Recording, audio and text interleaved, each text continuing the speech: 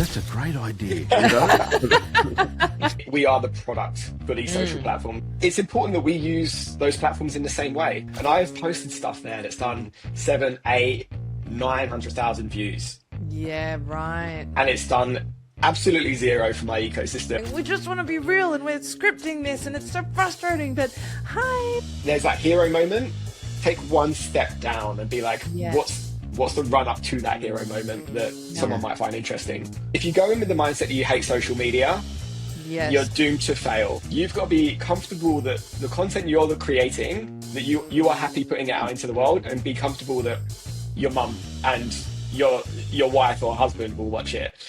Do I really need to post every day? What's this even doing for my business? I hate social media. My friends keep making fun of my content. Everyone hates it. I just want to work on my business and not be on camera every day. Sound familiar? We feel you. Social media can definitely be a challenge if you have this kind of mindset. We believe it's the most powerful and free asset for your business or personal brand if you know how to use it in a way that works for you. We've been in the content creation and video production industry for decades now, and we're sharing what we've learned to help you show up online in the most powerful way that you can, in a way that will speak to the people that you actually want to speak to. We're not about vanity metrics or just following trends. We're here to help you own who you really are and allow the camera to see that. When you show up as your true self, your tribe can find you easily. And that's when your content creation becomes effortless and magnetic. This is Influencers Anonymous, your social media support group. Let's do it. Oh my gosh, we have Lee Besser with us today. This guy, we're so excited for this chat, and we know there's going to be so much for the listeners to gain out of this one. Lee is a brand consultant. He's a commercial photographer. He is just one of those multi-talented, all-round creators, and he's so aligned with us. We've just met last week and we feel like we've known this guy for ages, and we have so many things in common, so many things to share with you. So thank you so much for being here, Lee. How you doing? Good, thank you. Yeah, thanks for having me. Really looking forward to this. It's like so funny because you work so much in the weeds of day to day. You're just like plugging away at emails and documents. You kind of forget to have these conversations, and they're the ones that actually keep the spark alive. So thanks for having me. Yeah, they remind you you're not alone. We were just talking about that earlier. As small businesses and creators, you're like, you have all these crazy challenges and you're like, does anyone understand me? And then you talk to someone like yourself and you're like, exhale. Yeah. And this is why we do it. It's just like there's something in the energy of everything we do. Like when you're just like staring at a screen, which I've done so much over the last 4 weeks, you kind of forget why you do it until you zoom out. So yeah, super grateful to be here and looking forward to it. Yeah. So tell us, mate, tell us a little bit about the last 4 weeks. Like, what's been going on that's kept you on your toes? Oh, a lot of Switch 2. I'm joking. I bought a new Nintendo. Nice. I'm misleading. We have it's a culmination of a lot of work basically, which I hate saying I'm busy. I hate saying that I've got a lot of work on because it's just so boring. But there is a lot of passion projects on there, and it's like work I am super proud of. So I went freelance beginning of 2024, I think. And that first year was a bit rocky, as it is for everyone. I did a lot of travel and I was like, hang on, I need to start thinking about money. And then towards the end of the year, a couple of things dropped in and everything's falling into place. I had an exit strategy from freelance. I was like, right, when do I go back to 9 to 5? And thankfully, it's been like 2.5 years now, and I'm busy, which was the trap I was trying to avoid in the first place. But it's my busy now, which feels good. Yeah. So good. And you've been able to incorporate your travel into your business, right? That's sort of, you're more in the travel space in terms of photography, is that right? Yeah, absolutely. So I picked up a point and shoot camera when I went backpacking. As you're hearing, I'm not originally from here, so I'm originally from London. What? That's not Australia? It definitely like sways in between the two. So my friends at home think I'm South Australian. The Australians think I sound British. So who am I? But yeah, I went traveling with a point and shoot camera. First time I'd ever really shot. This was 10 years ago now. Fell in love with the art of photography and just the way it allowed me to travel. I slowed down. I was intentional. I waited for moments to happen. And then I think it was about 2022, I started commercializing it. So my background has been always client facing. So for the last like 18 years, I've had client facing roles, predominantly in that traditional media space. So I went from digital media to cinema advertising to back to digital media. Wow. And then about 7 years ago, I made the leap to this new emerging channel called influencer marketing. Yes. Like it was a weird time. Like the previous jobs, the bit that I always enjoyed was the content. Like my mum would tell you, I was always a creative dude. I had a drawer full of pens and markers and stuff. And yeah, exactly. Nothing's changed, Dave. But now you don't. As you get older, you stop caring and you lean into it. So embracing my nerd. Love. But yeah, I just saw this emerging opportunity. Like the digital media world, I always like the creative opportunities, like the sponsorships and the events. And then I saw this new emerging channel called influencer marketing, where people on social media were creating content for brands. I was like, this is really cool. Yeah. So I started a conversation with one of the early pioneers at the time called Tribe, which is an influencer platform founded in Australia, but it's actually global, founded by radio presenter Jules Lund. Wow. Getaway and so he started this platform because I guess he was kind of an influencer at the time. Hounded these guys for about 8 months, I think. Finally got a job there, and that was my first foray into content and creator as a formal offering. And then from there, I joined another one of the platforms called Vamp, where I spent 4 years and had incredible exposure to the industry and brands and made friends for life. And that's where I left when I actually went freelance. So I've been in this influencer space for the past 7 years, and I've just watched the growth of it. But at a certain point, I was like, hang on, I think I can do this. I've got an eye. I can, back in the day, like when influencer marketing started, there was no video. There was no video on Instagram or anything like that. Yeah. So it was photography. So I was like, I'm a photographer. I'll take on some brand work. And yeah, just really enjoyed it. And I've kind of just grown with it from a consultant perspective, but also a creative perspective. So I'm very deep in the industry right now. Yeah, you can do all of the things. Yeah. Off topic a little, you said earlier you like to travel and you like photography. Is there one that's above the other in terms of passion? Which one do you prefer? Yeah, there's something pure, and this is what I need to keep coming back to. There's something pure in photography for me, which is capturing a moment that will never exist again. Like that's super, super special to me. And that's why I always resisted video, because I was like, video tells you how to feel, whereas photography lets you feel whatever you want. Like it's open to interpretation. Don't worry, I love video now. How dare you? How very dare you? No, I totally get that. I've never heard it said that way. I really like that, actually. Yeah, and I need to... For sure, exactly. And I need to keep coming back to that essence, because now I'm doing quite a lot of commercial work and brand work, and, creativity is a bit more limited. So I do have to keep coming back to that. But to your point, Dave, I think the travel was at the heart of it, and new neural pathways and seeing the world differently and understanding how people think like that. Like I wouldn't be me without that. But then being able to capture that, I just feel so blessed that I have this interest and skill set that allows me to observe a scene, take something from it, amplify it. Yes, and then try and capture it and like communicate that to someone else. So yeah, it's often I will book a destination based on its photography capabilities. Wow. Yeah, right. How well it shoots. And I know it's 2026, and the hoodoo word, the hex word at the moment is, or 2 letters actually, AI. And I remember we have had a little chat about this previously, and about like, what can't you just go to your computer and summons up an image that shows what you're going to capture from that mountaintop? What's the difference? Yeah, I didn't think we'd get into this so early, Dave. So I know. I was like, damn. Damn, just in the deep end. It's really lunchtime, guys. It's really lunchtime. Please.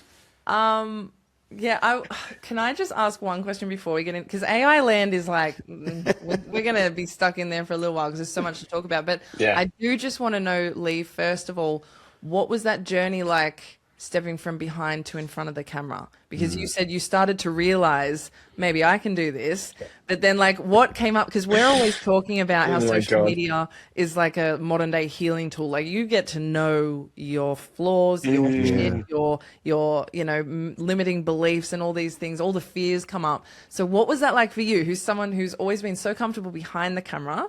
What did that look like? You're shaking your head. Ongoing, Sarah. I am nowhere near where I need to be, but that first step, you're so right. It was like, from my data, I need to caveat up front. I make a lot of claims that are unsubstantiated, which is going to be a nightmare for you guys. Love it, love it. But through my network, most photographers tend to lean towards introversion. We like to be behind the camera and not in the moment. Like, we like to capture the moment, but not be in it. So that leap is huge. Like, it's a very big psychological leap. It's like, you're playing with your ego and stuff. You're like, people don't want to see me. And then I started just with stories, and I'd film myself. And the engagement was more than anything, because it was mainly my friends, and they were like, oh my God, it's so good to see your face and hear you talk. And I was like, okay, I don't like it, but it's obviously connecting with other people. And if I am producing content for other people, it's almost irrelevant what I like. And then I started humanizing my content a little bit more. Like, I was trying to get into hotels, and I was shooting the rooms and the spaces beautifully, but they're kind of soulless. Hotel rooms are soulless without their human element. And this is something that I've been working through the last couple of weeks with a client project. So then I started putting myself in the frame and just becoming a master of like solo shooting, setting up a tripod, buying the mics and all the gear. And then I actually started to enjoy it, because then you actually see the extent of the creative scope. You can only make a space look a certain way. There's only a limit that you can do with a hotel room, for example. Yeah. But you put a human in it, or a human element, and your creativity just like explodes. So I'm still very much on that journey. I'm still very much behind the scenes. Like, a lot of my content is the scene, and I'm trying to put my spin on it, playing with some new content angles. So the really long-winded answer, Sarah, is that it's constantly evolving for me, like this confidence in front of the camera. But I think if you zoom out and realize that if you're doing this for other people, just know that they want to see you. They want your story. They want your take. Otherwise, we're just living in this, and it kind of leads on to, Dave, your question around the AI. We kind of just leads on to, we just end up in this world of nothingness otherwise, without that human spark. Yes. So I understand that as a concept. I'm still not very comfortable in front of camera, but I'm much better than I ever was. But that's so good to see. It's so good to hear that, genuinely. I think a lot of people will appreciate just hearing that. And when they see your content, you do look like you're so confident and you're doing this so naturally now. But like you said, it's the first things that come up are the ego games, and you think you're so up yourself, and then you go through all these like different spirals, and then you realize that it is the human connection that people want. That's the only reason they're going on these apps. No matter what they think they're going on for, they're going on there to connect with other humans and see what other humans are doing. And this is why live streaming is such a big thing these days, because people don't even want to see you go and do something extravagant. They just want to see you be you in your natural habitat, you know? 100%. And it actually leads on to that AI conversation, because it's a really easy one for me. Like, I have a tough time with AI, as most creatives do. I use it on a daily basis, but I want it to do all my shit work. Admin. I don't want it to do my creative work. I can't remember, I'm not plugging another podcast, but I did see it. It was a podcast conversation with some comedians, and he was like, so we've got humans working in Amazon warehouses and AI creating art. He's like, he's like, that's backwards. He's like, the AI should be doing the stuff we don't want to do, so we can go and paint. Exactly. That's the hope. I've heard people say that, and I'm like, that's what I'm hoping it will do. It will free people up a bit more, rather than the fear of we're all losing jobs and stuff. It's like, what will it create space for if we use it correctly? But 100%. It can be a bit scary though. Yeah. And I think everything comes back to intentionality. Like, that's been a big goal of mine for the last few years, is do things intentionally. Try and zoom out and be like, is this ego driven? But like, what is the reason for doing this? So AI I don't let it touch my creative passions, because I want to do that. I don't want it to do that. I can go and buy a cake from Woolies right now, a delicious mud cake. But if I'm making that cake, it's going to be more expensive. It's going to taste worse, but I'm going to enjoy the process of making that cake. And as humans, it seems we've forgotten that since the growth of AI. It's like, you can still do things because you enjoy doing them. Like, there is always a more efficient and cheaper way of doing it, but let's not forget that we actually enjoy some of these The things. journey. Totally. The journey, Yeah. not the destination. Exactly. And the same thing, like we were speaking to a chap that is right into AI and he sells those services to people, and he was saying similar things. Why would I mow my lawns? Why would I do my grocery shopping? Why would I, I don't need to do that. I can, if I'm focusing more on my business or time with my family, that's what the cost is. So totally agree with you. Totally. Yeah. And I that's why I try and keep it simple. And I don't want to speak on behalf of everyone. Again, unsubstantiated claim incoming. But I think everyone's just had enough. I don't want to go on LinkedIn because everyone's trying to sell me AI UGC characters. Yes. All over my Instagram. I'm like, I'm just numb. I don't even watch it. I just swipe straight past. And I think it's one of those things where there's like a silent, there's the minority with a big voice. So it seems that everyone's talking about it, but I think 99% of people don't want to talk about it. Yeah, it's the pendulum swinging. It sort of went all the way over here, and now people are craving more real, and they're craving spelling errors. You know what I mean? Like those things are cool again because it's just too polished. And then, and I know people who speak in person, like, hey, how's it going, mate? What's going on? And then on their post, it's so eloquent. Yes, it's like, a pleasure to announce. Yeah. Is that Dave? Well, look, how many fingers do you see? 6. Right? Actually, can I see your fingers and Sarah's too? Sarah? Yeah. Oh, to prove we're human? AI Is that what test. we're doing? Oh, yeah. Really? What? Is that a thing? Well, can be. Because some of the AI makes mistakes. How many fingers can you see? Sorry. Oh my god. No, it's so true. But Lee, you actually mentioned something. We had a brief chat last week or the week before. Time is flying. I don't know. It could have been 12 months ago. Research. 2014, I think. Yeah, exactly. It was great. But you said something that really stuck with me, and I've been thinking about this, and I love it. And I just want to hear you break it down for me a bit more. There's like what did you say? Something like there's a mutual disdain for platforms because they're using us. Yes. Because they want us on there so that they're making their money and doing their thing. But we need to use them the same. So can you break that down for me? What's your experience with that? Yeah, 100%. And again, it's one of those things I have to catch myself and make sure that I'm sitting on the right side of it. But it's no surprise that we are the product for these social platforms. The more we spend on it, the more we dwell there, the more advertising they can sell. Like, I don't think that's any trade secret. So it's important that we use those platforms in the same way. So if you zoom out and remove all, your emotional connection to the social platforms, there has never been a more powerful platform for marketers.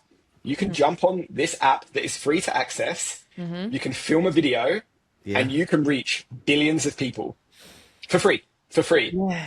It's the most powerful tool ever created for a marketer, in my opinion. Unsubstantiated claim, number 3. I love it. But because our families are there and our kids' photos are there and our friends are there, we've got this like personal connection to it. So we find it very hard to separate those two worlds. Yeah. But if you can zoom out and use that platform for its potential power, like you're gonna win. As I get, it's very frustrating, but when people plow in, when the algorithm changes and people like throw their toys out the pram, I get it. Like, as a creator, it's super frustrating. But for me, it's like, cool, time to pivot. Yeah. I've been using this platform for years. I have not given them, I maybe boosted one post as a test, but I've given them nothing but my attention. I've never invested money in these companies. Yeah. Right. So if they want to change the algorithm and I just have to learn the new dance, unless it's a literal dance, then that's where I draw the line. It's such a small price to pay. Like, when you see these business owners who post a reel from their shop or whatever it is, and it's 30 seconds long and it's from the heart and they've reached 10 million people. Like, it's mind-blowing. Yeah. So I think we have to zoom out from these things, understand that it's a tool. Yes, we've got our world built into it, and I think that's fine as well. But if you're running a business through it, or it's a business opportunity, try and separate those worlds. And it's just the most, my God, it's so powerful and it's free. It's free. Yeah. It's so true. It's So you just have to use them like they use us. And it's so much easier said than done. I do get it. Like we are personally invested in these platforms Yeah. because we've grown up with them and our lives are on them. And I do get frustrated when they change their algorithm. But sometimes that algorithm is a positive change. Like recently, my carousels have been going off. And as a photographer, to be able to post stills on Instagram and get Yes. it's so rewarding. It's so special. But then often it's not in your favor, and you are going to have to learn to dance on TikTok. Yeah. Yeah. But Yeah. it's a game. It's a game, and I try and remove my emotion from it as much as possible. Yeah. See, that's a really important point that you just brought up with the TikTok dancing and the trends and stuff like that. Like, this is something Dave and I are always talking about. And we, of course, understand the need for, or like the desire to jump on a trend, because you've seen, you know, X amount of people jump on the same exact trend and their businesses have blown up because of this, whatever.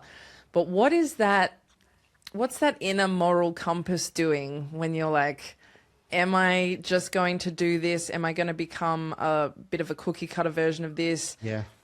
Am I losing my own unique spark by just doing what someone else is doing? Am I just doing this for the algorithm rather than my actual soul mission or my purpose or my creative spirit on this app, sort of thing? Like, do you ever go down those roads? Is there like a compromise Always. you can find? Question. Yeah. Yeah, I mean it's a great question, and I'll zoom out a little bit. So the consulting I do with brands is across influencer and creator marketing. So I'm very deep in this from a brand perspective.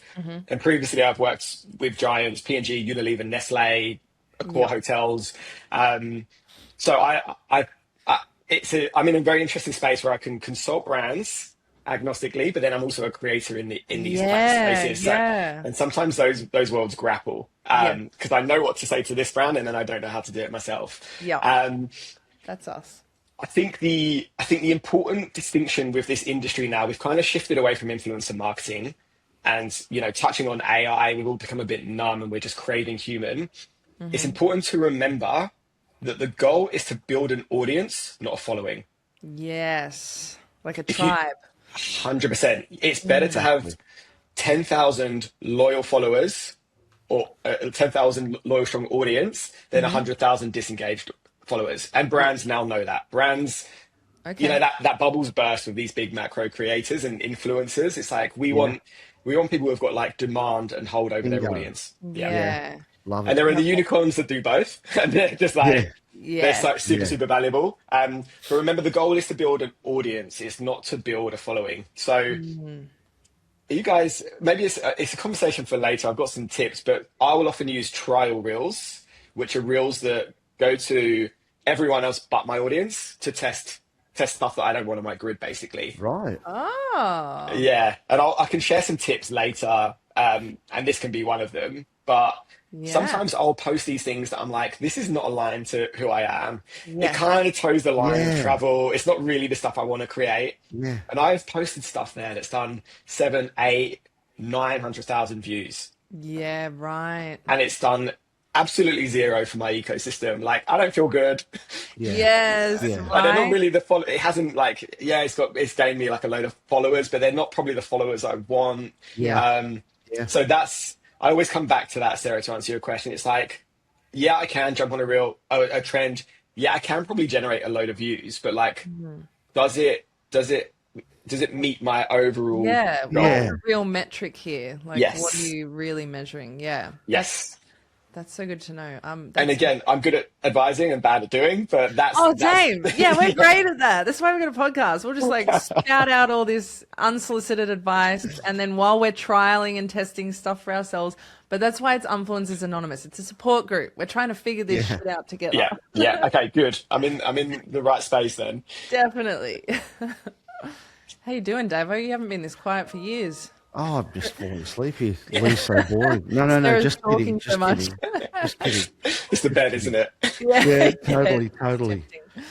No, but I do get it. And I think we were saying, you said earlier on about being isolated. We, like what you're saying now, I'm sorry, firstly on the isolation, it's really good to get together with like-minded people, small business owners, because we really don't have a platform. Like when you're working for a company, there's a hierarchy above you. You can always go to that next level. You're it. You're the bottom level and you're the top level. You have to do everything.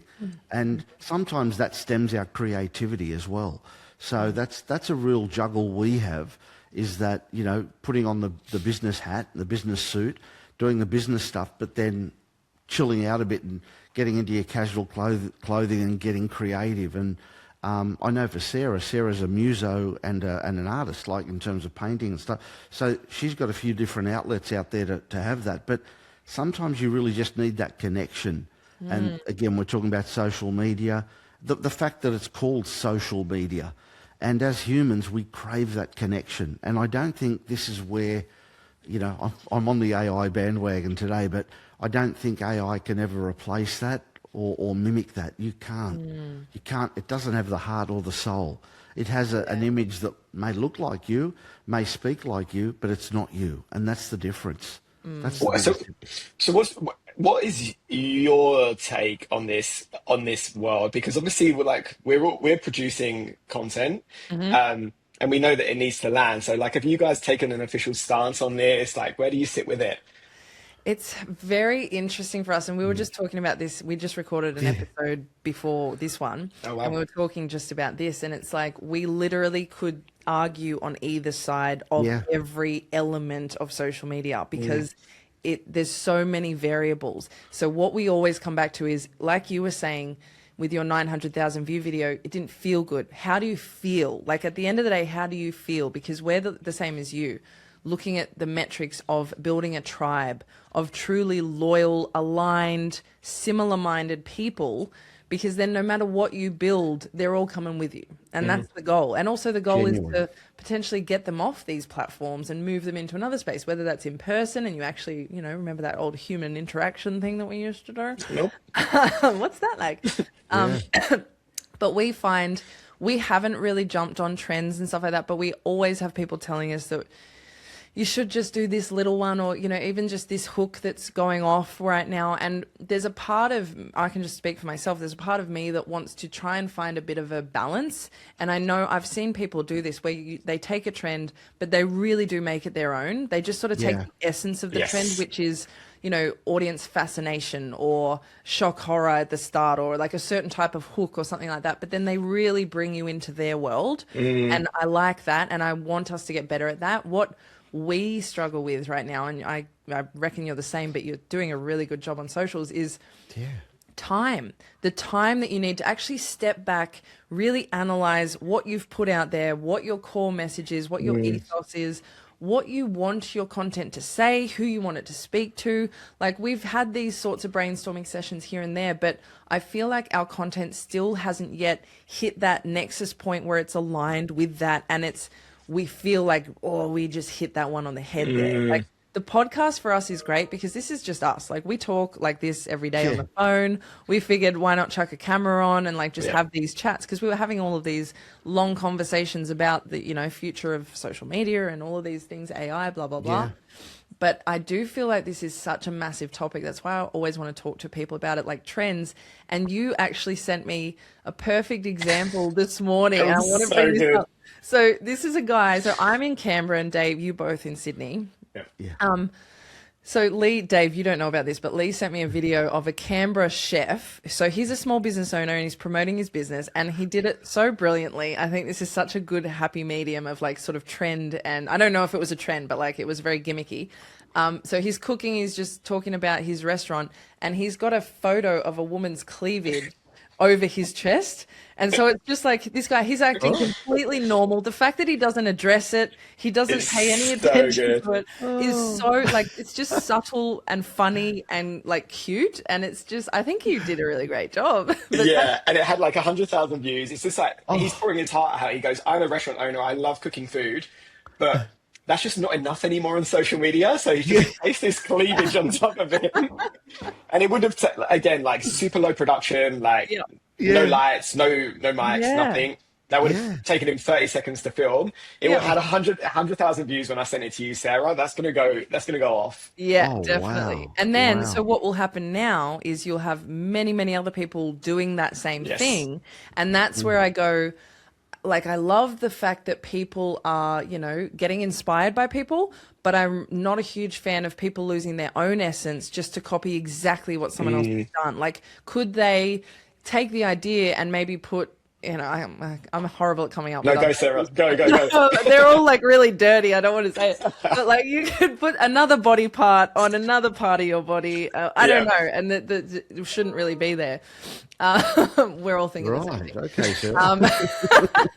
But do you know what I mean? Like, you could take the concept and like shift it up a little bit, but then, you know, there is a part of me that when I look through those trending pages and I see 50,000 people doing the same thing, I'm like, that's beautiful as well, because everyone's like jumped on the bandwagon and they're all sort of part of this crew. So everyone's creative. A lot of people say they're not creative, but we've all got creativity in us. But for people who don't have those like visual brains like we potentially do, it's perfect, because you're like, okay, I can see what this looks like.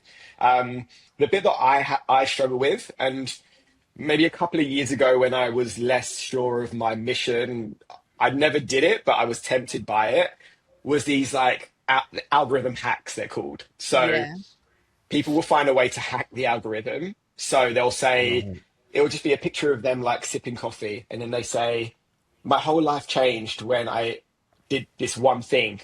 And then it pushes you into the caption. And then there's a big long story in the caption. And then that tricks the algorithm into thinking that that's valuable content, because the dwell time on that video is a long time. Yep. Yes. So they're short-lived. Meta always comes in and fixes them. And in the process, everyone plows in. And it's called an algorithm hack. It's such dirty work. I get it. It's tempting. You will get large views. Yeah.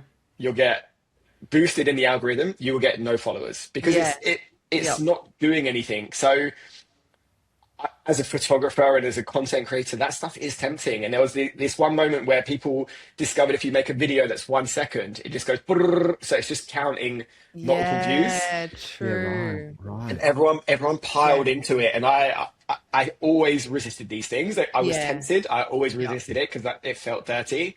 But it just goes back to what we discussed. You feel empty when you do that. You get huge vanity metrics and you build zero audience. Yeah, exactly. So and the way that you make your viewers feel, you feel cheated as a viewer. You're like, you know what they're doing, and you're like, I don't want to. And again, that's why they don't get followers, because everyone's like, I don't want to follow you. You just like scammed me. 100%. Yeah. We got tricked into thinking that views were valuable, and they're not valuable. And I promise you, for anyone who's listening, if you're in this space, as soon as you stop trying to do those things, the anxiety drops, because every time you go on social media, you see something, you're just like, I should do that. Every swipe, I'm like, I should do that. But as soon as you drop those expectations of yourself and understand what actually will move the needle for you, or what you actually enjoy to create, I promise you it will be a more enjoyable experience, because you look at it and you look at it and you say, good for you. I never want to touch that. And it just removes that possibility, and possibility is exhausting. Yes. Yeah. Hey influencers, we did a thing. We've been creating videos for major brands and companies for decades, and now we've done something for you. We know the struggles that you come up against when you go to film yourself for your business, for your brand. And 99% of those things have got absolutely nothing to do with lighting, camera settings, or the quality of your audio. The biggest challenge is the mental game, the ego trying to convince you to stay small and safe. Don't listen to that ego. The Influencer Method is a 40-minute masterclass which will take you from resistance to resonance when it comes to your content creation. This masterclass makes sense of the self-sabotage and the lapses in discipline and consistency. Once you know your own personal roadblocks, you can easily find a way to work around them and create a flow that works for you. Content creation gets to be fun again. And also easy. The Influencer Method will show you how. It's completely free and ready for you to access right now. Sarah, why is this free again? Follow the link and start building an audience that actually get you. You were saying earlier about not just this hack now, but you were saying about doing a test reel and doing... Yes. Me personally, I am on social media, but that's stuff that I didn't think that we could actually do or we could have access to. Is looking at the stats and looking at and doing a test reel and even just other things where you I know you can sort of see how many people have looked Analytics at your videos and stuff. the analytics. But the way you use it is, it's like, okay, I look at it and go, yeah, that worked or that didn't work. You're saying now you can go in and, even though it's not, you're saying, from what I've gathered, you're not saying you're really happy with it from an ethical point of view. You can, it's like voting, right? You can branch stack, an area of voters to vote all for this one person so they get elected. And it's not really the right way to do it. But how do people find out more about, not the branch stacking, not the tricking the algorithm or hacking it, but how do people find out more about the tools that are at their disposal? Yeah, for sure. It's a really good question, Dave. And it goes back to using the platforms. Unsubstantiated claim number 4 or 5, whatever it is. I do feel if the platforms, specifically Meta, launch new features, I do encourage you to use them, because they will want to reward people who are early adopters to their products, because they want it to work and they want people to enjoy it. Again, it's a theory, but I always encourage people to test these formats. Trial Reels is slept on. It may not be across everyone right now. There was a rollout plan, but it's been rolled out for me for at least a year. And what trial reels are, so when you go to post a reel, there'll be a section at the bottom that says trial reel. You just toggle that on. Right. So trial reels goes to everyone, well, potentially everyone, minus your following. So it was the smartest thing that Meta has released in forever. Nice. And it's really good for people like us who, you've created a piece of content, you're not quite sure it's on brand, and you kind of want to test a new format, test a caption, test a different type of music. You can post it as a trial reel. It sits in a separate section. And if it performs well, or you decide to change your mind, you can actually just post it to your main grid as well. Nice. So really, really smart move by them. Really good opportunity for brands as well. And to be honest, Dave, I use it quite a lot, but not necessarily for hacking. It's more like testing a new format. Yeah, and learning your own style more as well. Like what I love that. I love that. I didn't know that. It's really cool. Yeah. Are there any other tools like that Meta has that, I mean, again, I'm on it, but I'm on it because of business. I'm on social media, but saying that, I'm not, some of the other tools you mentioned earlier, I was just trying to think of what they were, but the trial reel was definitely one. Are there any other tools that we should know about? I think if you haven't set up a business account, do that as soon as possible. So I think it's called a professional account. So that can be either a business or a creator account. So you've got I think it's called a personal account, which is nothing to do with business. It's just everyday users. Yeah. And then they got a professional suite, which is creator and business, I think. And you can do all of this in the settings. But with that, it gives you additional tools. Probably the most useful is the data. Again, you've got to be careful that you don't obsess over the data points, and there can be a lot of confirmation bias with this stuff. You're like, it did well, and it's because I used this specific hook. But really, you just got to be careful you don't get caught in that confirmation bias trap. But it's got some really rich data. It tells you at what point they liked. It tells you at what point on the carousel. It tells you when they liked it on which carousel slide, bounce rates, followers versus non-follower engagement. It's pretty in depth, and it's really good to look into, not obsessively. Or if something does well, jump into it and be like, okay, let's try and understand. Again, like, you're kind of stabbing in the dark. But it's a good way of kind of testing concepts and being like, okay, people usually stick around for 3 seconds, but on this video, they stuck around for 6 seconds. What did I change differently in this video? The goal is always in every element of life, is to improve and get better the next time. So if something does well, then I'll always dive in and just try to guess and just try and remove confirmation bias where possible. And then the other one is TikTok. So, I mean, again, I'll zoom out and say, if you're a business owner or you're looking to start on social, don't just plow into them for the sake of it. Like, really think about your business, think about your target audience, and then pick accordingly. Instagram's obviously an all-rounder for everyone. TikTok is obviously super powerful. it does tend to skew slightly younger, but that's actually not necessarily true anymore as a platform. But the good thing about TikTok is it encourages authentic content. So for all the problems with these socials, like yap content is just talking to the camera. Like TikTok loves that. And that's the lowest production content that you can produce. Right. I personally can't do that because I don't know how to do it, because as creators or like as production people, we hide behind polished. I'm like, all my polished content protects me from being myself in front of but for certain brands, like that example that Sarah shared, like if you're a business owner and you're not creative, and you could just be like, hey, we got some new specials, or I think we spoke about this last time, but there's a lot of business is saying like, I've got a restaurant, an influencer quoted me $15,000 to promote my restaurant, so I'm not paying them that. I'm coming here to talk about our new menu that we've just launched, and that stuff always pops off. Totally. So I think it's repetitions, and I hate this, Dave. Like sometimes my edits would take 6 hours, 8 hours, so I'm not good at repetition.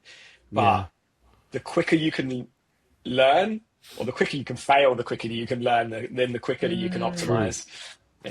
And also with that, because we talk a lot about consistency. I think that's a huge topic in itself. You're sort of touching onto that. So what we have tried to do, and we have good months and slow months because work gets really busy, and but basically we're trying to have like the podcast teasers as our main source of consistent content, and that's easy enough to do because if we do an episode a week, then we've got, you know, anywhere from 6 to 9 trailers, so that's some content there. But we also want to have some other pieces of content that are a lot easier to make, like text posts, like carousels, like just B-roll with some text over it.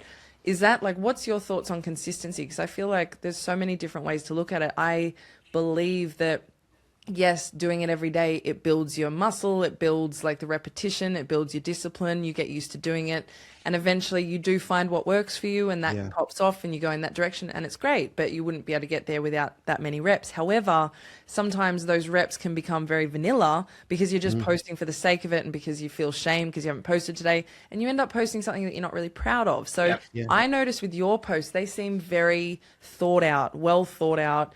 They seem like they do have great production value still, and they're all quality posts. So like, where do you sit with this consistency thing? Do you battle with this? Yeah, absolutely. And it's so interesting hearing other people's takes on your content, because you're so in it, you don't realize. I like that you think I've got a game plan and a strategy. Like I'm the same as you. I'm just like trying to squeeze shit in between like little pockets of time I've got. Again, I've got a lot of advice on like how I would consult a brand, and then how I show up on social. So I'll always try and give you like both those sides of the coin. So the one thing I will say is you have to find something that you are comfortable doing for the love of the game.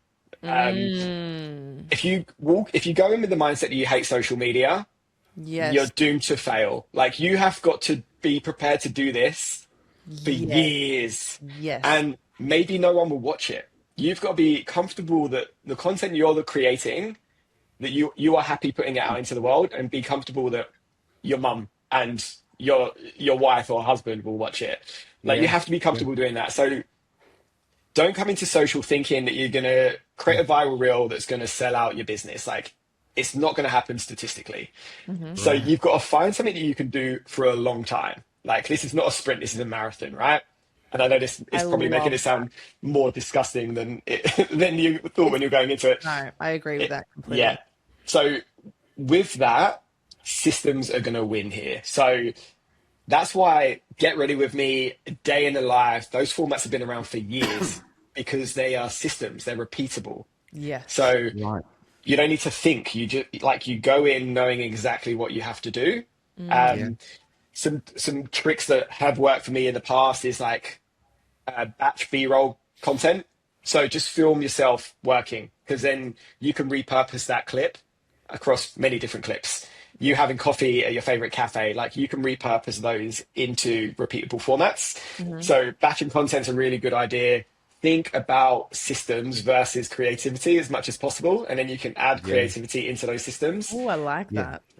So like, that's why Day in the Life has been so successful, because you don't need to think You're like, And I it's wake up every already day. attached. It's like habit stacking. It's already attached to something you're already doing. So you're not going out of your routine. You're just adding to what you're already doing. I love that. 100%. Yeah. And like one thing that I want to get into next time I'm traveling is the behind the scenes stuff of me shooting. So you've probably seen it, meta glasses on, and like me just talking about my workflow, take a photo of someone in Hong Kong and then upload the photo. So you're kind of showing that's a low effort, repeatable format for me that still ticks the production box. Like I always want to make sure what I'm putting out has a premium feel to it, because that's my personal brand. And exactly. That's what I take seriously. But I'm really bad at this, but I'm trying to find ways where I can make repeatable formats that don't take me 6 hours. Because some of my edits will take like such a long time, and that's not sustainable. And I don't mind doing that from time to time because I love it.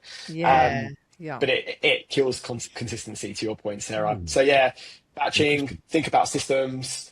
And it doesn't, I mean, as you'll see from my content, like a lot of mine's around travel, but you don't have to do that. That's the other thing I don't want to have to be in Namibia to create content. I want to be able to tell a story in my hometown or down the road. Exactly. I'll point out to this one guy. Are you guys familiar with Hub's Life? A guy called Hub's Life? No. We'll look him up. He blew up maybe like around COVID time, like around 2020. And it was the time when all these creators were like chasing these lifestyles and quitting your 9 to 5 and like life porn and all that. And he basically blew up because he was like, I'm a guy who likes 9 to 5 and doesn't want to break out. And his content was so mundane. It would be him getting ready in the morning, putting food in the dog bowl, pulling his laptop out at this like very corporate office, like going into the lift at 6 p.m. after a full day's work, very like mundane. Normal. And he just blew up because of that. And then ironically, he's now like a mega creator, quit his 9 to 5. He's got all these brand deals. It really opened my eyes. It's like, you actually don't need to do anything spectacular. Sometimes I see myself watching people's reels of this guy in Texas going to work. Yeah, that's the thing. That's what blows my mind as well, is and especially I think the three of us in the industries that we're in, it's an extra layer of struggle because we do want to polish everything. We want to tell a full arc of a story and we want to frame it this way and that way. And it's like most of the content that I love is literally someone in their kitchen just going, so this is what happened today. Yes. And it's like, I've had funny things happen to me today. Why can't I just tell that story? Tell us now, Sarah. I got nothing. No, I've had a good. Dave and I had a hilarious morning. Actually, I won't go into story time, but like because like you, we just had a really busy period. And again, we hate saying busy, but we are right now. And just trying to record this one new intro, which was so easy for both of us. We're both like, this is not how we speak. This is not real. Honestly. And we're trying to be real, but we're like, we have this much time to say this intro and we can't just wing it because we're going to miss hitting all those points. So that was a big push-pull for us going, we just want to be real and we're scripting this and it's so frustrating. But hi, let's talk about Influencers Anonymous. So, but anyway, that's exactly it, Sarah. Like, as you were just talking, I was like invested in everything you were saying. Yeah, true. Because it connected as a human. Because I've not recorded a podcast intro, but I've had that moment somewhere else, right? And I think that's it. It's that relatability piece. Yeah, that's all it is. Yeah, what's it telling us about society? What's it telling us? That we all want to be connected with someone. We want to know the things they're doing, mundane or otherwise. What is that telling us? That we've probably, with all this technology, we've probably never been more isolated and less connected. 100%, Dave. Totally agree. Yeah, we just want to feel something. And I think this is what I'm trying to get to. So as a photographer, I'm always trying to capture that hero moment, that 1% shot. And I've got a nice example for this. In January, I went to Guatemala with a couple of friends, also photographers. And we climbed a volcano called Volcán de Fuego, which is one of the most active volcanoes in the world. It erupts every 15, 20 minutes. What? Here's a little souvenir from there. Oh, wow. Oh, you burnt yourself, did you? Oh, exactly, I got attacked by lava. But it's so spectacular. It's very hard to put into words, but like it erupts and I've got some beautiful photography from there.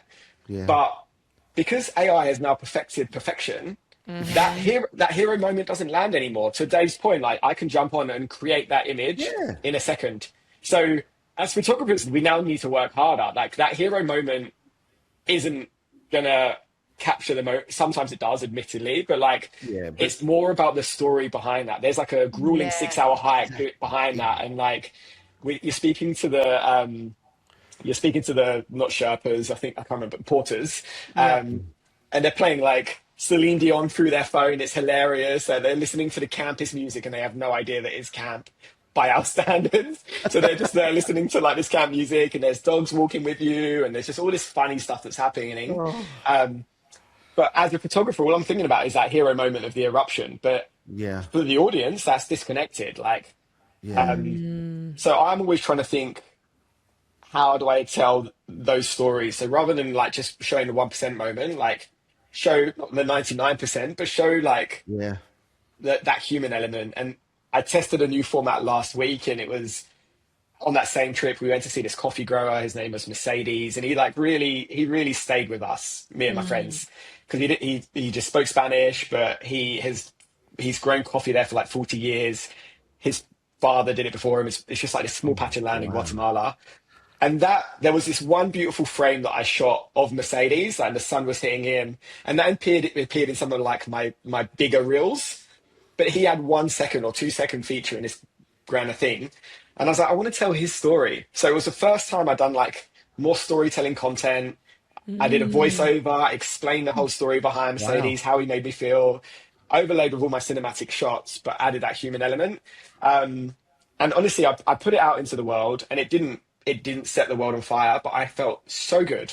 Nice. I was like, if no one watches this, I don't care, because I've told an honest story about something that was important to me.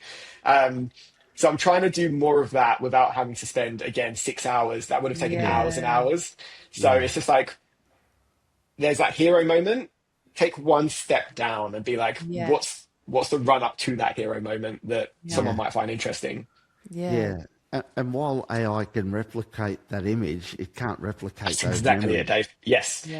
We just want to feel something. Like we've all become numb. I personally feel numb. Like I don't like being on some of these social platforms. LinkedIn makes me feel like really icky. We've just become numb because everything's telling us we're not doing enough. We're missing an opportunity. There's money on the table. Someone's You share this. So I think we just want to feel. We just want to feel again. And I mean, that's actually a big topic that we want to talk about more, is the selling side of things. Obviously, as small businesses, as service providers, we have a service that we want to offer people. We love what we do. We know it's going to amplify your business or your life, like as videographers. But it's that selling side of things. Like Dave and I have been very blessed in that it's been our reputation that has done the sales for us the last 13 years that we've been working together. We've never done a day of sales. So we're just starting to get into that a little bit more now, because we are actually at the point where we want to build a little bit more. And we want to be a little bit more online. So we need more shooters. So we need more consistent work, the whole thing. But it just keeps coming back to that, like I was saying when we were recording that intro, there's some things that you sort of do need to structure and you need to do in a certain way. But what do you have any examples, or have you seen any examples of selling that's just really natural and it doesn't feel like the cringe moment where as soon as you scroll down, are you tired of doing blah, blah, blah? Are you ready to blah, blah, blah? It's like, oh my gosh, I'm instantly gone. I'm gone after that first, are you gone? So, I mean, this is what we're dealing with right now. Do you ever have to do any sort of selling, or is it your reputation as well? Is it your work? Like, look, to be honest, my whole career has kind of been sales roles. So I've sold so much. And a lot of the social content you'll see on my account is me pitching clients. I'm not very good at it on LinkedIn, but there is a huge opportunity here, because when everyone sounds the same, it's very easy to cut through. Like it's actually a real good opportunity for me personally. Like I will reach out to brands only if there's an authentic opportunity. Again, it depends on like what side of business we're talking to, but like I'm pitching brands to create social content for them. And post it to my own channel. So it's less the production side, it's more like the social media side. But I will see what they're talking about and what their need is right now, because I've worked with brands my whole career. I know how to communicate to them. If you can make the only decision they need to do is to say yes and give you money, make their life so easy that all they need to do is pay you, then it's really, really simple. So I'll message hotels and I'll say, look, I'm going to be in Singapore on these dates. I've noticed that premium luxury is like your focus right now. I'm a hotel storyteller. I've got this concept for you. Like carousels are doing really well for me. I do these like postcard carousels. It would really work well in your space. I'll be there on this date and this is the fee. If they can just say yes. Yeah, true. So you've answered all their questions in the pitch already. Yeah. Yeah. And the thing that's important for you, again, it depends in the world you operate in. I work in the content world. We're at this point where every business and every brand needs more content than they can produce. Yeah. So if you can just tap into that need, even sometimes I just like the timing is right and I've caught them with a pain point that they haven't worked out yet. Yeah. They're like, oh shit, we've been talking about this internally and we've been kicking the can down the road because we just don't have the time for it right now. And you just hit them at the right time with the right message. That has happened a few times. So it's more than just random, but you just got to remember that brands and marketers are just like under-resourced, overworked, overcommitted. So if you can fix one of their little problems and all they have to do is allocate some budget. Yeah, exactly. It's all about solving that problem. Yeah. I appreciate a lot of your audience. It won't necessarily be content as such, but I just think that I see some really creative advertising from businesses where they're just being real. Like that example where it's like an influencer wanted me to charge me 15 grand. Yes. I'm not going to do that. We've got amazing pizza. Come check us out. Like, And I mean, we overthink it. That's such a huge topic as well. And, you know, I think we're still trying to explain to people why we are calling ourselves influencers. And we're still working that out as we go as well, because it's like that irony. The more that we do in this space, the more we actually move towards the influencer thing. But we're trying to maintain a lot more of that human, real, like we're sticking to what we actually believe in, not the vanity metrics, that side of things. But the influencer era feels like it's changing, or it has changed. And you've obviously worked with a lot of influencers. You pretty much are an influencer yourself. So can you explain a little bit about what you've seen from what it was originally to what it is now, and what you think this space is moving into? Yeah, 100%. Yeah. Even Dave can be an influencer these days, which is pretty scary. Yeah, that is scary. What would he influence? You would influence masses, I can tell you now. Yep. Anyone who loves a good dad joke. Influencer. I've had influenza. Yeah. I've had it, mate. I've been there, done that. Yeah. What's next? Yeah, look, I honestly think it's a really exciting time for the industry because, again, like I work with brands all day, every day about this industry. The reason that influencer marketing took off is that people didn't trust brands. So brands would advertise, they'll say, my washing powder is the best in the world. And consumers were like, of course you're going to say that, you're the brand. Yeah. So influencers came through because it was an opportunity to tell a brand story, not as the brand. Yeah. And these influencers at the time had influence. They had audiences that listened to them and trusted them. That's how the industry started. It was super, super potent, really powerful, amazing stuff happened.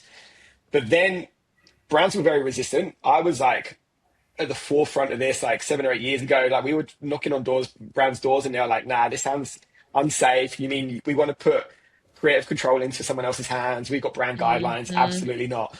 And then people piled in and it blew up. And then influencers were charging so much money. Brands were afraid to push back because they understood that these influencers had power. And then everyone was an influencer and everyone was promoting products, and it kind of killed like the cost efficiency of the channel. At the same time, there was still that really powerful working channel of creators and influencers who are doing an amazing job for brands, and I would never discount that.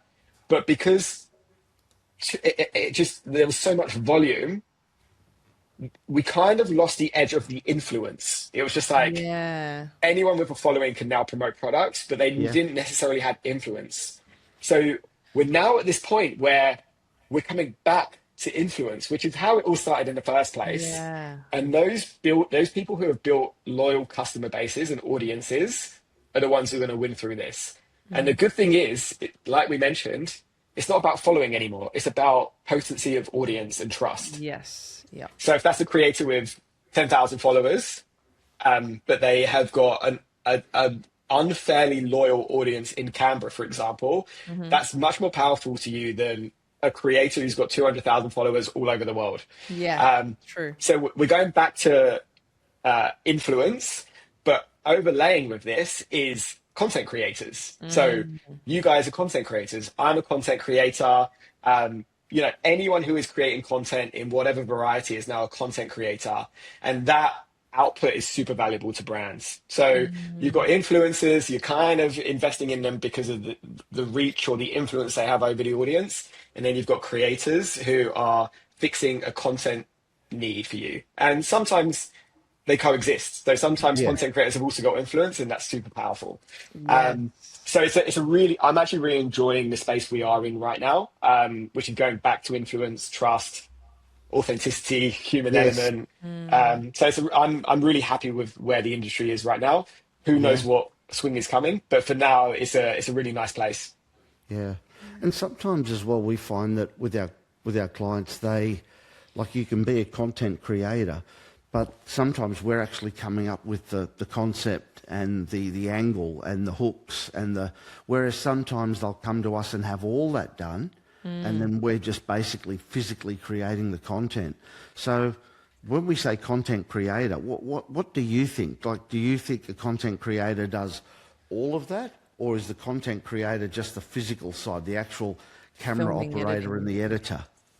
When they come to you with these concepts all fleshed out, how do you feel? Do you want to put some more creative spin on it, or are you happy to produce what they want? Oh no, we want to put our spin on it. Yeah. As I think as a creator, that's sort of part of part of your DNA. You want. I'm glad you said that, because that's my stance as well. If you're going to be like, nah, whatever they want. Yeah. Look, I think that's super powerful. Yeah, it's more so, Sarah. Try and shut her up.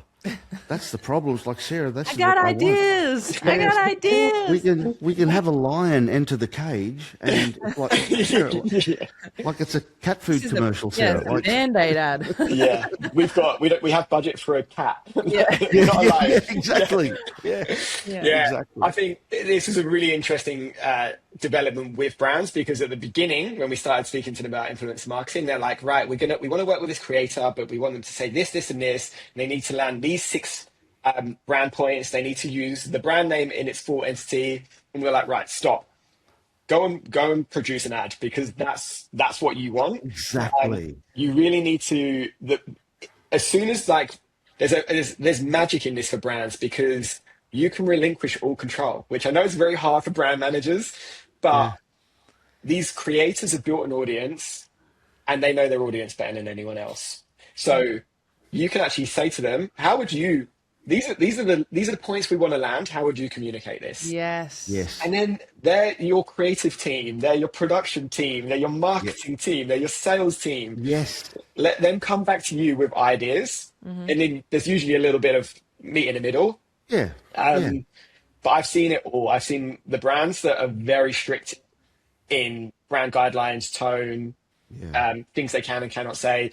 Sometimes even disclaimers on screens are required for certain industries, like alcohol. And at that point, you're just producing an ad, which is fine. Like, maybe that's what you need. Yeah, we find that a lot with Big Pharma. You know, they really have. But it's funny, some of the guidelines we're getting now from one of our larger clients who is in the quantum trading area, is that their instructions are now, and they're a global company, no teleprompters, no external models or actors or talent. It's all got to be internal people.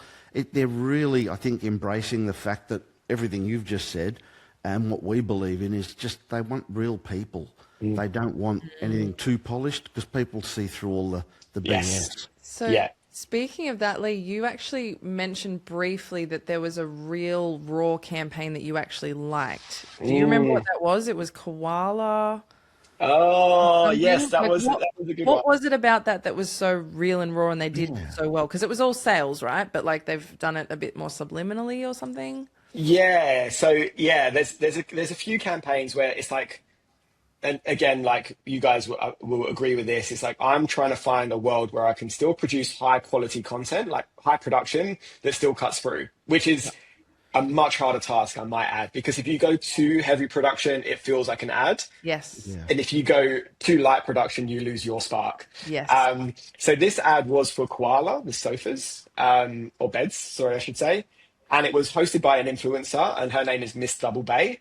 So she is an influencer from Double Bay, believe it or not. And she's just like a socialite and kind of taking the piss out of the influencers. She was faceless for a long time. It was kind of like a meme account. Right.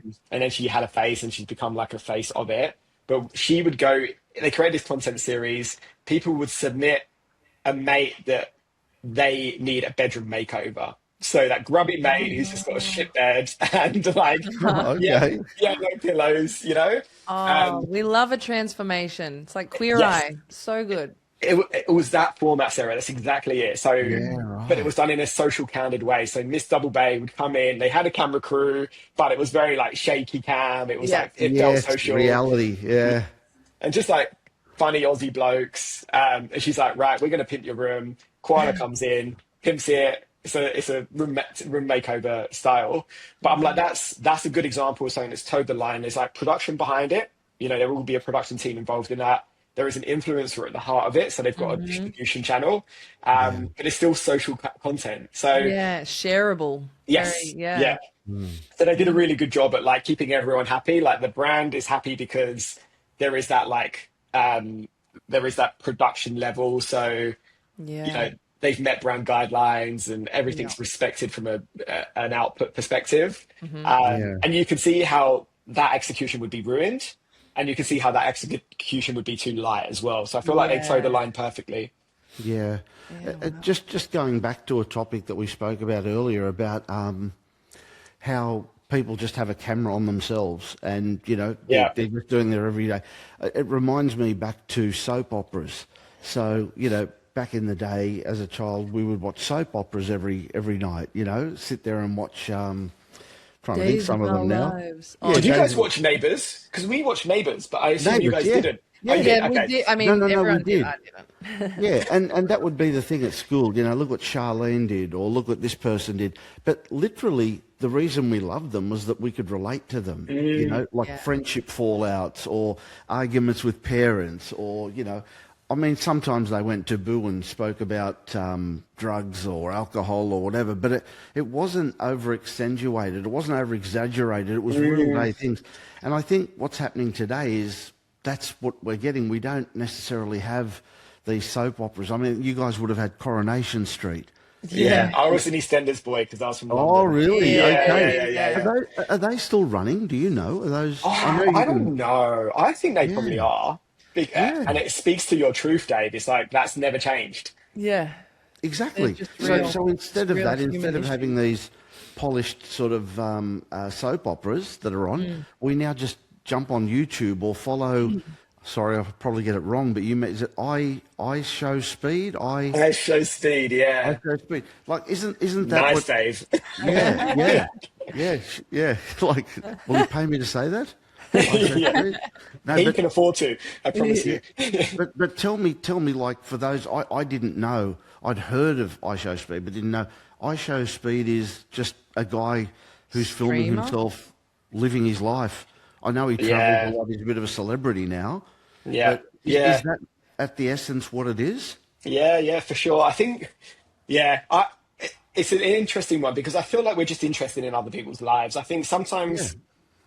I think I overthink, but I try to tread carefully about this. I never want my content to be like, I've got a good life, you've got a shit life. Because I'm like always in an exotic place. Like I always, and maybe it doesn't come through and it's something I need to work on, but not a trip goes by where I'm not super grateful for what I've got.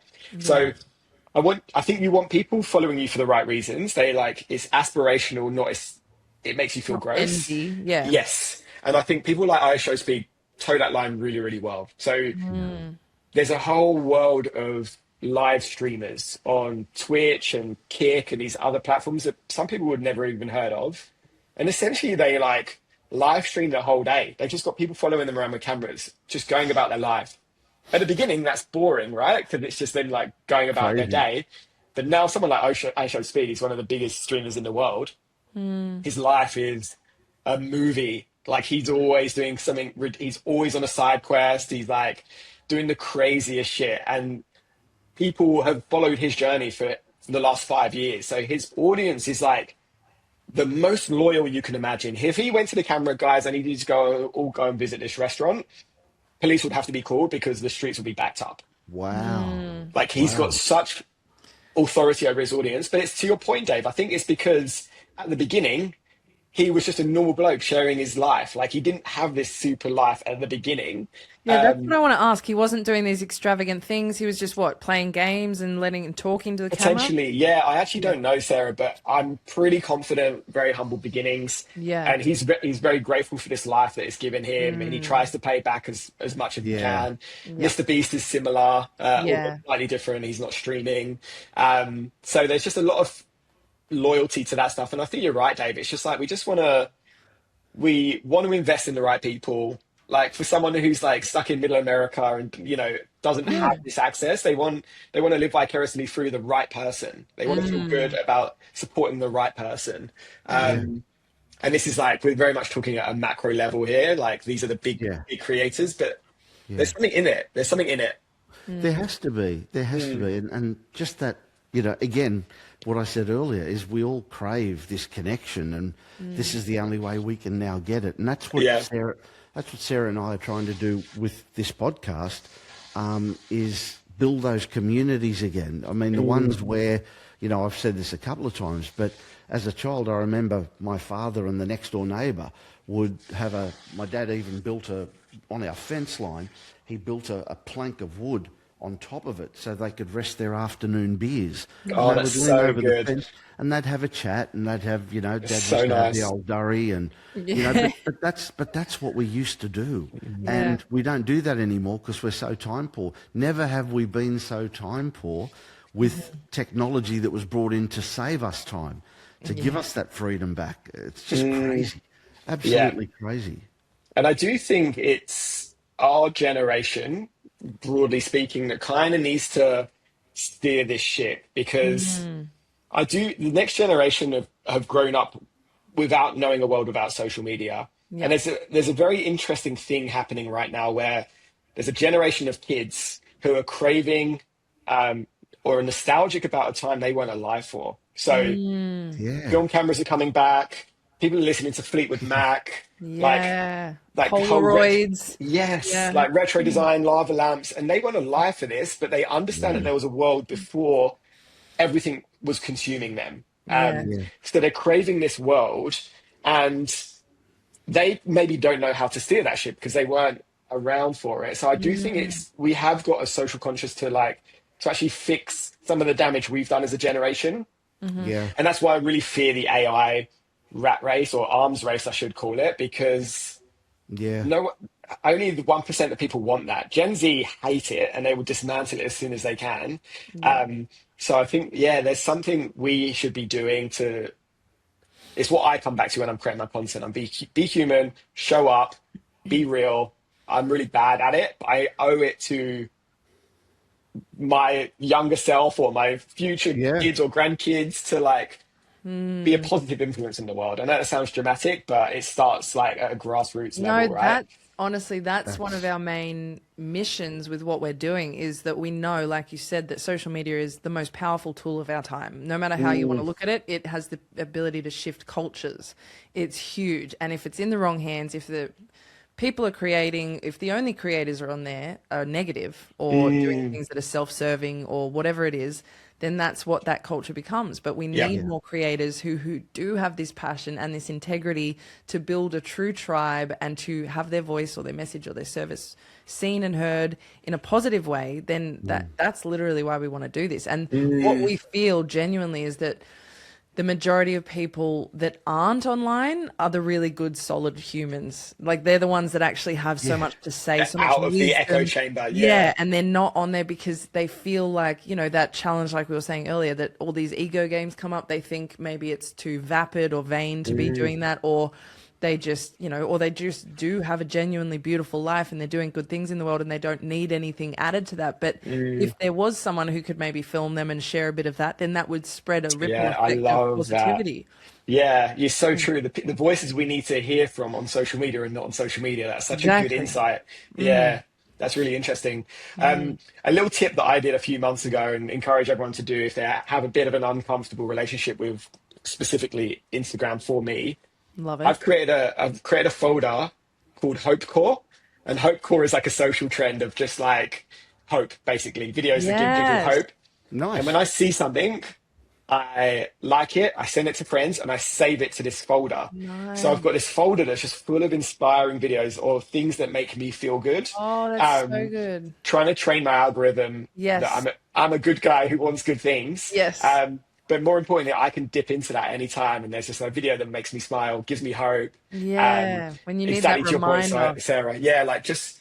Yeah. We grew up with Humans of New York, right? Do you remember Humans of New York? I think it was on Facebook initially. Yes. And it was exactly what you're saying, Sarah. It's like giving people a platform that are not on these platforms. Yeah, exactly. Yeah. No, You've given me an idea here, Sarah. You've given me an idea. Oh, excellent. Yeah. Love that. That was my idea. Sorry. My idea. Yeah. I wish this wasn't filmed. Yeah. Yeah. We'll chat after. It's funny, I'm responding going to Lee, that's a great idea. Yeah, that's our idea, right, Sarah? Look, honestly, I actually really want to hear this idea. We do need to wrap soon anyway, but I did want to talk about your exciting project. I still need to wrap my head around it completely, but it's aligning with Accor Hotels. Is that right? Yes. And it's called the Creator Academy?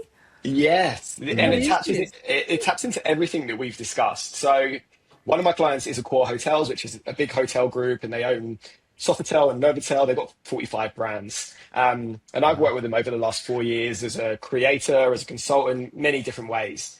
But my contact, she's one of us. She works in marketing, she's like, I love the industry and I believe in the industry, and I wanna just focus on the good side of the industry. So she called me. They work with a heap of creators and influencers. She called me in November and she said, I've got this idea. I want to build an academy where we train creators how to become hotel ready with a brand, from a brand perspective, but really about like helping them build their skill set, and then we'll give them opportunities at the end. And I was like, love it. Count me in. I didn't really think what I was agreeing to, but I always love her ideas. Yeah. I was like, I'm in. And then it just, we had to turn it into the business, or rather she did. Business completely bought into it because they saw the business benefits of this. And then all of a sudden we just went into production of this thing, and it just scaled super quickly. And it was meant to be a pilot, but because there were so many eyeballs on it, it became so much bigger than we anticipated it to be. So we filmed 8 modules of content that helps creators become hotel creators. But it wasn't just like, these are brand values you must align to. It's like, this is how to find your voice. You guys would love the content. Like, I was mainly consulting the creator piece and making sure that it stayed on track and didn't waver too far from like the core message that we were trying to deliver. So we had creators, we had industry experts, we had hotel general managers, we had the CEO of the core speaking on it. Even I did one of the modules. And we were just basically training these creators on how to become creators, how to find their voice, how to shoot content, how not to get trapped in these algorithm hacks, and how to build a sustainable business in doing so. And there was one component that makes this very hard to scale, and it's called Creation Week. So we had this vision that across a week, we get creators into hotels, we train them on the tools, they get to meet each other, they start networking amongst other creators, and they get a hotel brief where they're actually creating content. And we were like back and forth, we're like, do we keep this in? It makes things so much harder.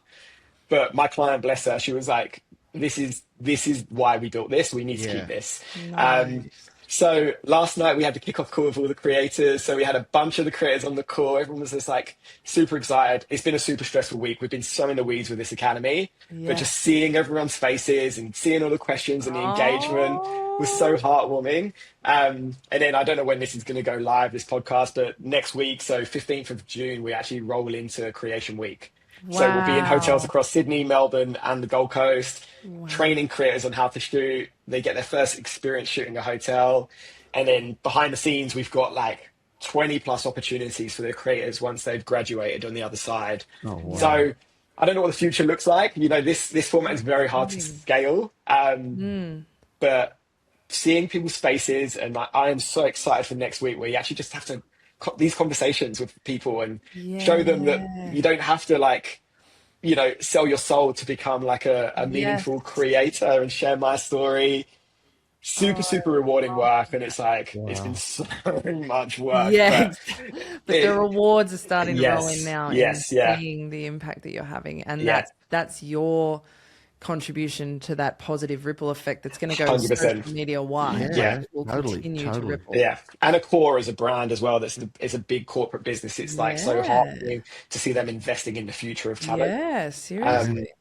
So super proud of the work. Wow. Massively lacking sleep, as we all well, honestly, thank you so much for doing this, because we know how busy you are. It's insane. No, this is all I want to do. Yeah, exactly. And I think you have a lot more of this in your future. It's like us. We're getting to that point where we want to speak about what we've done more, and we want to help educate where we can, and just have more of these conversations, because there are so many ways to look at social media, and I think it just gets daunting for so many people that they end up writing it off. And it could actually be that beautiful asset that you speak of, which is free, available to everyone. It has the potential to literally shift your entire reality. And I want to acknowledge what you guys are doing as well, because I know as someone who works in the space of how busy this industry, and how slow moving everything is, and how much work there is involved. And I know you guys you're juggling so many clients, and then you've got personal lives you're trying to live as well.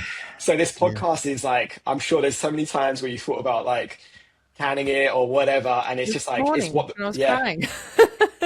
But it's like, so just acknowledging that you guys are creating a space for truly helping others is like so special, and it moves that net positivity that we're trying to build in the world. So thank you.